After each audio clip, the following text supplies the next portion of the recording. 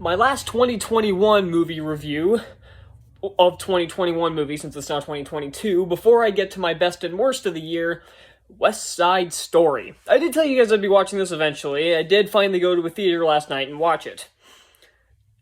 So, I should give a background. This is, of course, a remake of the 1961 film based on the 1957 musical. I haven't seen the stage show, but I did see the original movie back in high school. Honestly, I'm not the biggest fan of it. Like, I get why it's so popular, I get why people like it as much as they do. It just really wasn't for me. So now we have this remake that already has promise when it has a talented cast and a very talented director, Steven Spielberg, one of the greatest directors of our time. So, it's no doubt that this movie is shot very well, it's all directed very well, though it does suffer from one glaring problem. Or should I say, one flaring problem. I don't know why Spielberg decided to turn into J.J. Abrams with this movie, because we have lens flare here, lens flare there, lens flare every fucking where. There's so many I know a lot of people don't care about lens flares, but there are some people like me who think it's annoying and needs to die in a hole. Because honestly, if there were just a few of them, just like when the camera was put in a specific spot and it was unavoidable, I could let it go. But there are so many lens flares in this movie that it's obnoxious. It sometimes obscures what's on camera, and even when it doesn't, it's distracting as hell. But honestly, that's a minor gripe. But I've had enough of it, especially with like J.J. Abrams' Star Trek movies, and with the 2014 Ninja Turtles and the 2012 Total Recall. I've had enough of lens flares. I want them to die. I know there's kind of one on like the side of my screen here. I'm not sure if you guys are seeing it, but one right where my hand is, yeah.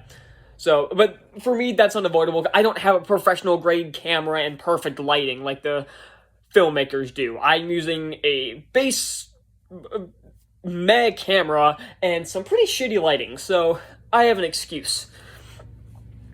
But like I said, of course it's shot well. It's Steven Spielberg. But how is the film as a whole? Especially from someone who didn't particularly care for the original.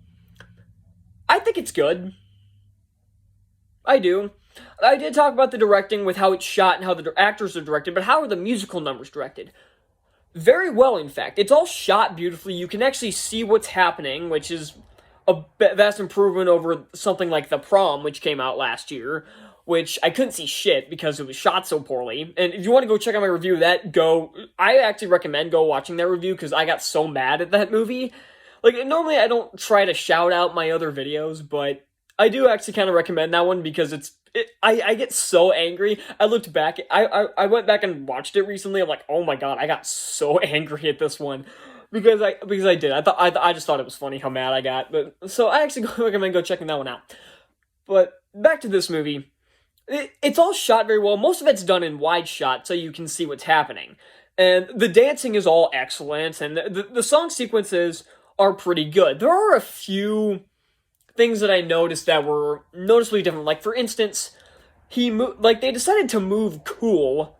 Instead of it being After the Rumble, sung by the Jets, it's instead sung by Tony and Riff when he's trying to convince them to not go to the Rumble and he tries to take Riff's gun. And this is particularly interesting because Tony was on the run and Riff was dead by the time this song showed up. So, it was interesting having them sing it, but honestly, I kind of dig this change. I do think the song fits really well here. I like the sequence as well. It's pretty fun to watch. And of course, Elgort and Face do very well with their vocal performances. So, yeah, I didn't mind that one. Also, America is changed. It's not directly after the dance, like at night, like on a rooftop. It's like through the streets the next morning. They're like going around in the streets and stuff. I thought that was a decent change too. I like you get some better cinematography out of it. You get to actually see more of where they're at and why they like this place so much. So yeah, I dig that one. But not every decision Spielberg made was gold.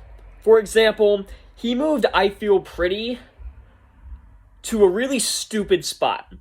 In place of where it was supposed to be, which is the day after the dance, that's where they put America. Well, okay, I thought that was a decent change. I'm like, okay, if you want to cut I Feel Pretty, that's fine. I don't really care much for that song. It's not a bad song, but it's one I feel you can do with that. but he instead decided to move it to after the Rumble.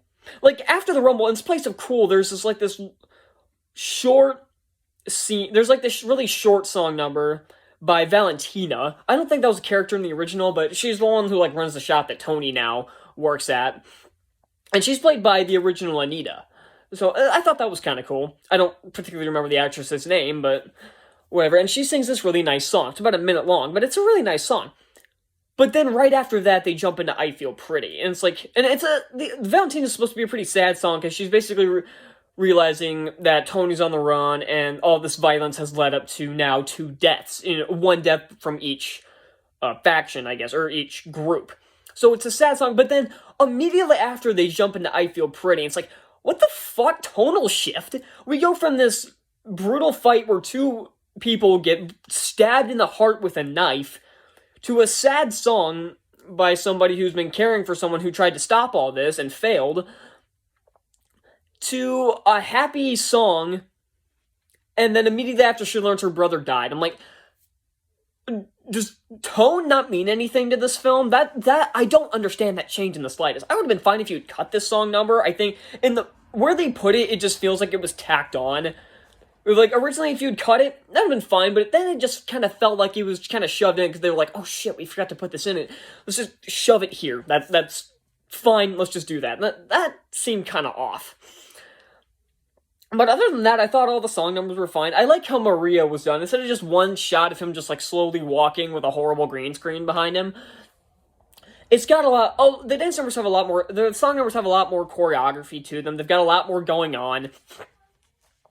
I was worried this was going to be a shot-for-shot remake, especially since it started the exact same way, but it was done a little bit different, more so I'm like, okay, this is a bit different, it's doing some different stuff.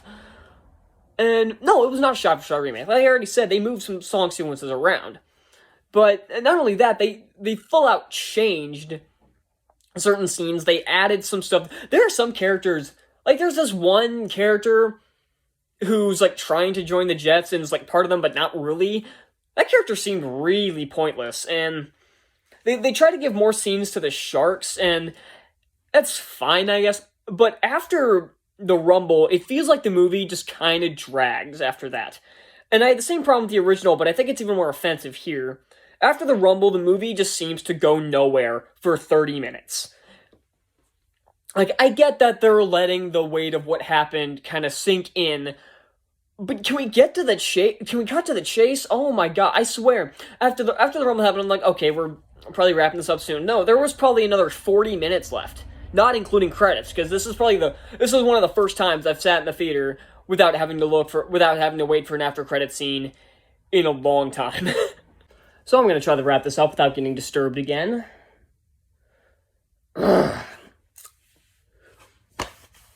So, where was I? Okay. I was talking about the credits. All the acting across the board is pretty good. I was kind of worried. I didn't know how Ansel Elgort was gonna do as Tony, because he didn't really seem, because someone pointed out to me, he's like, I don't know if he's really the musical type. I'm like, yeah, I haven't really seen him in anything that would really warrant this, but to be fair, Andrew Garfield was the exact same way, and he was fantastic in Tick, Tick, Boom, and Elgort was pretty good here.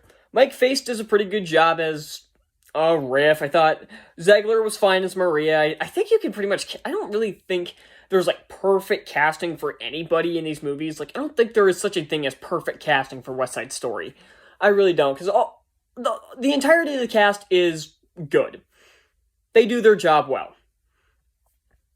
And I'm trying to think if there's anything else to talk about.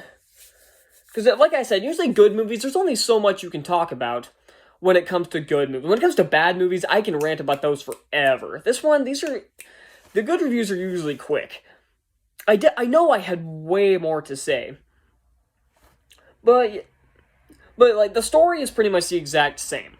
But, like, I already mentioned a lot of the changes, so it's not a shameless shot-for-shot remake like I was worried it was going to be. It does take liberties with the source material, and some of them I actually think are very good. I do think a lot of the liberties they took honestly made the story better.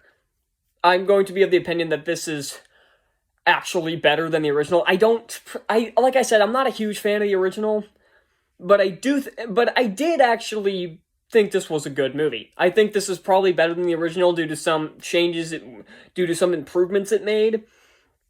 So, yeah, so take that for what it's worth. I'm gonna give West Side Story a B minus. So, thank you all so much for watching, and be on the lookout in the next couple days for my 10 best and worst of the year. Will this be on the best list? Maybe. We'll just have to find out. So, I'll see y'all then.